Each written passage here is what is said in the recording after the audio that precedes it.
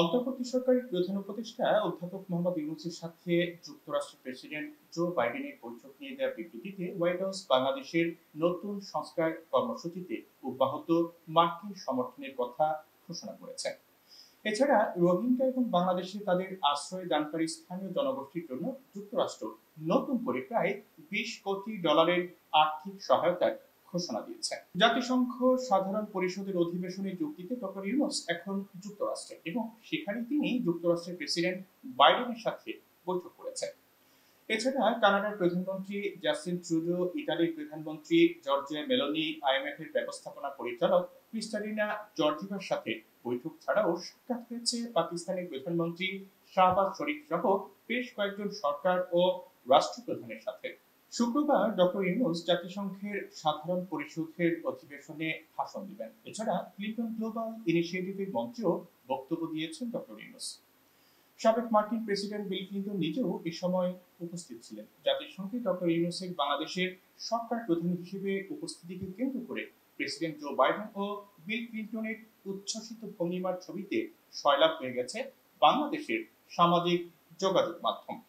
এ অবস্থায় আন্তর্জাতিক সম্পর্ক বিশ্লেষকরা বলছেন যে সরকার প্রধান হিসেবে ডক্টর ইউনূসের জাতিসংঘে উপস্থিতির পর যুক্তরাষ্ট্র সহ পশ্চিমা দেশগুলো যে উচ্ছ্বসিত প্রতিক্রিয়া দেখিয়েছে তা থেকে বাংলাদেশের যেমন সহযোগিতার বার্তা পেয়েছে, তেমনি আন্তর্জাতিক সম্প্রদায় বাংলাদেশ সম্পর্কে ইতিবাচক বার্তা পেয়েছে।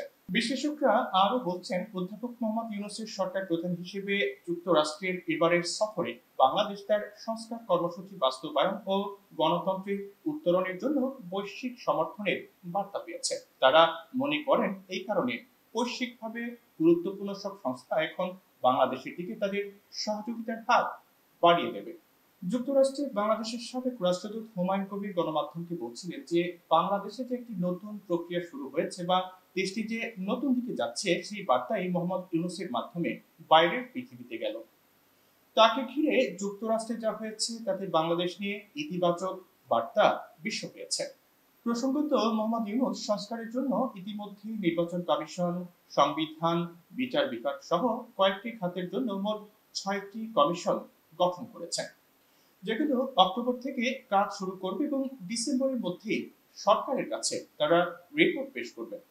বিশেষজ্ঞরা বলছেন অর্থনৈতিক ক্ষেত্রে সহযোগিতা ছাড়াও সংস্কার কর্মসূচি বাস্তবায়নের জন্য বিশ্বব্যাংক, আইএমএফ, জাতিসংঘের নানা সংস্থার টেকনিক্যাল সহায়তা দরকার হতে পারে। যুক্তরাষ্ট্রের প্রেসিডেন্ট ও কানাডার প্রধানমন্ত্রীর সাথে আলোচনা বাংলাদেশের জন্য টেকনিক্যাল সাপোর্টের ক্ষেত্রেও বেশ গুরুত্বপূর্ণ। বিশেষজ্ঞরা বলছেন যে বাংলাদেশের জন্য বার্তাটা পরিষ্কার যে নতুন প্রেক্ষাপটে বিশ্ব সম্প্রদায় বাংলাদেশের সাথে কাজ করতে আগ্রহী। এখন তারা যাতে সহযোগিতা করতে পারে সেই ক্ষেত্র বাংলাদেশকে প্রস্তুত করতে হবে। পাশাপাশি অধ্যাপক ইউনূস এমনিতে বিশ্বজুড়ে সুপরিচিত, এখন তিনি সরকার প্রধান, এটার একটা সুবিধা যে বাংলাদেশ পাবে তারও ইঙ্গিত আছে এই সম্মেলনে।